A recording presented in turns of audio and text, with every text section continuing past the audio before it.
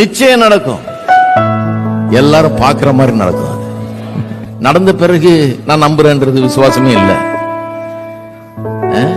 காணாத போது, ஒரு ரிசல்ட் பார்க்காத போது, ஒண்ணு இருக்காத போது, கையில எந்த ஆதாரமும் இல்ல, எதையும் பார்க்கல, வெறும் நம்பிக்கையின் அளவுல தான் இருக்குது, விசுவாசத்தின் அளவுல தான் இருக்குது. திக்கி திக்கி பேசும் என்னை, மந்தனாவை கொண்டவனை, ராஜாக்களை தள்ளி ராஜாவாக்கினி. அழைப்பே இல்லை என்று அழைத்து சொன்னவர் முன் அரியணை கொடுத்து என்னை அரசனாக்கினே.